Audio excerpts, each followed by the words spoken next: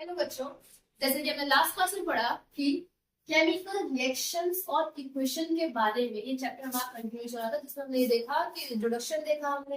फिर हमने ये जाना कि रिएक्शंस जो है वो क्या होती हैं, इक्वेशंस क्या होते हैं। फिर हमने आगे बात की उसी वीडियो में कि बैलेंस कैसे करते हैं, इक्वेशंस को लिखते कैसे हैं।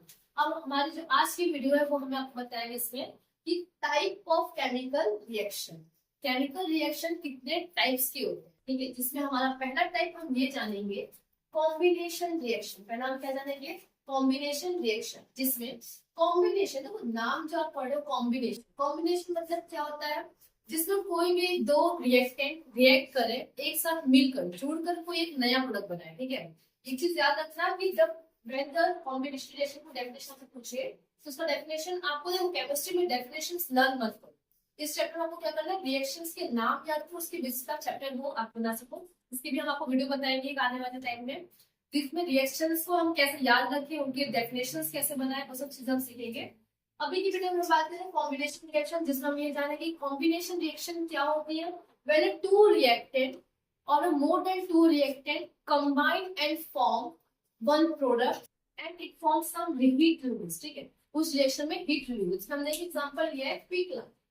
ठीक है, देखो आप लोग भुजा हुआ चूना बोलते हैं। ठीक है, हिंदी में आप लोग चूना, भुजा हुआ चूना जानते हैं। ठीक है, एक होता है बिना भुजा हुआ चूना, एक होता है भुजा हुआ चूना। ठीक है, आप अपने घर पे मम्मी पापा से पूछेगी कि चूना क्या होता है। ठीक है, लाइन देखो, एक कैल्शियम है। ठीक है, कैल्शियम के दो कंपाउंड है, ये दोनों कंपाउंड क्या कहते हैं? क्विक लाइन और स्लैग लाइन। ये दोनों कैल्शियम के कंपाउंड है। ठीक है, इसमें क्विक लाइन क्या होता है आपका? क्विक लाइन में हम जब पानी मिलाते हैं, वाटर का रिएक्ट करवाते हैं, तो एक स्लैग लाइन बनाते हैं। क्या बनाते हैं? वो स्लैग लाइन। देखो क्विक लाइन जब हमारा वाटर साथ रिएक्ट करता है, पानी मिलाते हैं, तो उस समय इसमें जो हमारा रिएक्शन होता है, यहाँ पे क्या होता है, हमारा रिएक्शन होता है, हमारे पास एक हीट रिवॉल्व होता है। क्या होता है?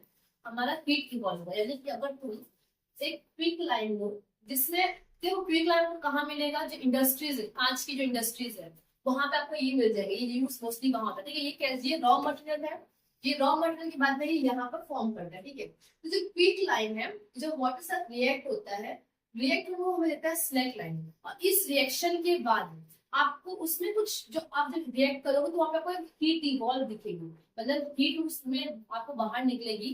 तो इस रिएक्शन को, कॉम्बिनेशन रिएक्शन को ही हम क्या बोलते हैं? Exothermic reaction. क्या बोलते हैं? Exothermic reaction. ठीक है, एक्सोथर्मिक रिएक्शन मतलब कि देखो कॉम्बिनेशन रिएक्शन, या फिर आपको बोर्ड्स में आपको पूछा जा रहा है कि explain the example of exothermic reaction, तो आपको कंफ्यूज नहीं होता। याद रखना है कि एक्सोथर्मिक रिएक्शन क्या होता है, कोई बहुत बड़ी चीज नहीं है ये। एक्सोथर्मिक रिएक्शन यानी कि ऐसा रिएक्शन जिसके अंदर से हीट क्या हो, बाहर आए। कोई भी रिएक्शन ऐसी जिसके अंदर हीट क्या हो रही है, अंदर से बाहर आए, मतलब जो प्रोडक्ट बन रहा है उसके साथ में हमें आपको क्या देखने को मिल रहा है? हीट देखने को मिल रहा है। जिसका एग्जाम्पल है CpCaO minus quick line react with the water and give CaO2 CaOH, जिसमें हमारा हीट रिवॉल्व हो, तो इसको बोलेंगे एक्सोथर्मिक रिएक्शन या फिर कॉम्बिनेशन रिएक्शन। आगे दूसरे एग्जांपल का हम सीखेंगे आगे। आपने सुना होगा पानी। ठीक है, पानी कैसे बनता है? H2O, केमिकल फॉर्मूला क्या है? H2O। देखो उसमें सिंपल सी बात है, H2 रिएक्ट होता है O2 के साथ में, और क्या दे रहा है आपको? H2O। H2O क्या है? हमारा वाटर। अब यहाँ पे रिएक्टेंट कितने हैं हमारे? दो। एक रिएक्टेंट वन, रिएक्टेंट टू। क्या फॉर्म कर रहा है? Single product. क्या दे रहा है आपको? सिंगल प्रोडक्ट, प्रोडक्ट दे रहा है आपको। ठीक है, ये जो प्रोडक्ट आपको दे रहा है ये आपका क्या है? वाटर। ठीक है, अब इसमें बस हम अपना टेस्टिंग देख लेते हैं। इसका आपका एक काम है, ये क्वेश्चन बैलेंस नहीं है, इसको आपको अपने कमेंट सेक्शन में इसको बैलेंस करके सब क्लियर बताना है। ठीक है, ये कैसे बैलेंस होगा, क्या होगा ये बैलेंस, इसका बैलेंसिंग आपका, ये आपका होमवर्क रहेगा, क्लास का सबने पढ़ा था।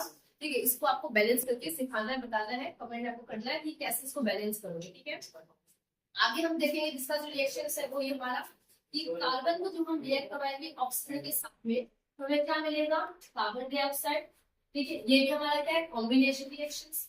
और आने वाले अभी आप बताओगे हमें कॉम्बिनेशन रिएक्शंस, और भी कौन से कॉम्बिनेशन रिएक्शंस आपने पढ़े हैं या फिर हमने देखे हैं, उसकी भी आप हमें कमेंट सेक्शन में आप बता सकते हो। ठीक है, तो नेक्स्ट टॉपिक हमारा है, ठीक है, इसमें अगला टॉपिक हमारा ये है, वो है हमारा डिकम्पोजिशन रिएक्शन। अगला टॉपिक हम क्या पढ़ेंगे? Decomposition reaction.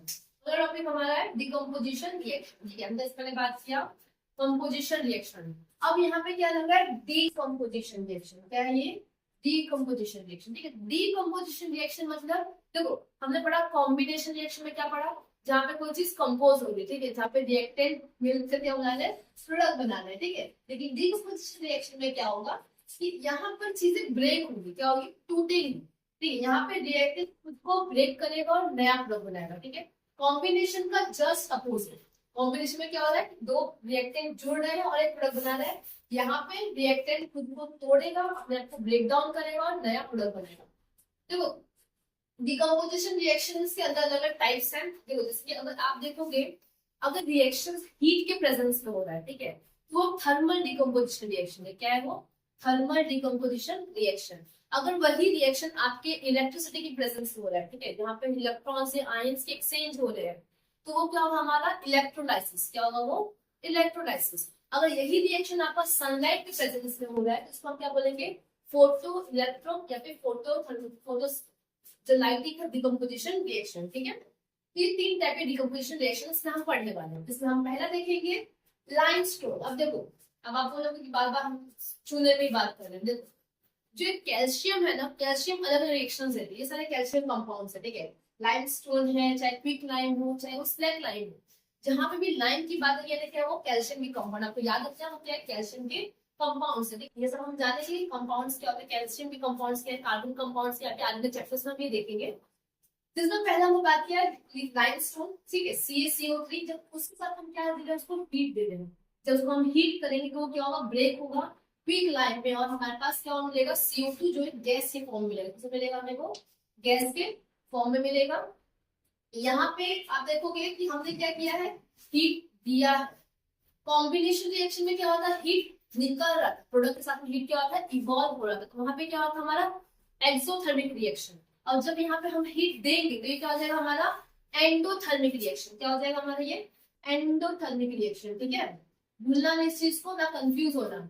जब भी हमें हीट क्या होगा, बाहर की ओर जाएगा, आपके किसी रिएक्शन से अगर हीट बाहर जा रहा है तो एक्सोथर्मिक रिएक्शन, और अगर कहीं पे हमें हीट देना पड़ा रिएक्शन करवाने के लिए तो वो क्या होगा, एंडोथर्मिक रिएक्शन, ठीक है। तो एंडोथर्मिक रिएक्शन में हीट देने के अलग अलग फॉर्म्स है, चाहे आप सनलाइट के प्रेजेंस में दो, चाहे आप उसे इलेक्ट्रिसिटी के फॉर्म में दो, चाहे आप उसे डायरेक्ट हीट या बर्निंग यूज करो, ठीक है। जिसमें हमने देखा कि लाइमस्टोन को हम रिएक्ट करवा रहे हैं हीट के प्रेजेंस में, तो क्या बन रहा है, क्विक लाइम और CO2, ठीक है। नेक्स्ट हम क्या देखेंगे, AgBr। अब अगर आपको पूछूं Ag, ठीक है, नए शादीशुदा लोगों के अपने हस्बैंड बुलाते हैं Ag, ठीक है, ये वाला Ag नहीं है, ये Ag क्या है हमारा, सिल्वर वाला।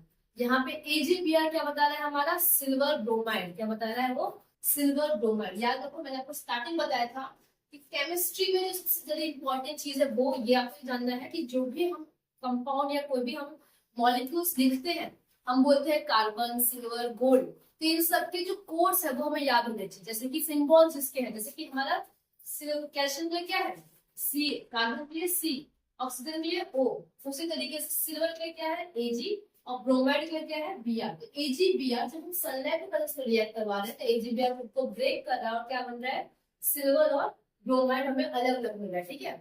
तो यहाँ पे जो हमें सिल्वर मिलेगा, तो इस रिएक्शन को आप खुद भी कर सकते हो। सिल्वर ब्रोमाइड एक कांच प्लेट में रखो बाहर धूप में कुछ समय के लिए, आपको देखने मिलेगा तो सिल्वर आपका कैसा बनेगा, सिल्वर कलर का, ठीक है। तो कुछ समय के बाद आपको क्या रिएक्शन दिखेगा, उसका थोड़ा सा ब्लैकिश ब्राउन हो जाएगा, क्या हो जाएगा, थोड़ा सा ब्लैक कलर में दिखेगा, थोड़ा सा जलने लग जाएगा, ठीक है। तो इसी को हम क्या बोलेंगे, AgBr जब रिएक्ट कराएंगे सनलाइट के प्रेजेंस में आपको मिलेगा Ag प्लस Br। अब आप बोलोगे ये रिएक्शन बैलेंस नहीं है हमारा, कैसे बैलेंस नहीं है, देखो Ag कितना है हमारा, 2, यहाँ पे Br कितना है, 2, लेकिन यहाँ पे कितने हमारे पास, एक सिंगल मॉलिक्यूल से हमने लास्ट क्लास में पढ़ा है, हमें बैलेंस भी करना है, साथ में करना है, ठीक है। कोई भी इक्वेशन लिख लो उसको बैलेंसिंग फॉर्म में लिखो, वरना आपका ये इक्वेशन रॉन्ग हो जाएगा, ठीक है। नेक्स्ट यहाँ पर इसके बाद हमारा अगला टॉपिक हम पढ़ना है डिकम्पोजिशन रिएक्शन में, वो हमारा नेक्स्ट वीडियो में हम पढ़ेंगे, ठीक है। तो अभी के लिए इतना याद रखना, थर्मोडायनामिक्स जो हमने पढ़ा, एंडोथर्मिक रिएक्शन और एक्सोथर्मिक रिएक्शन। Thank you.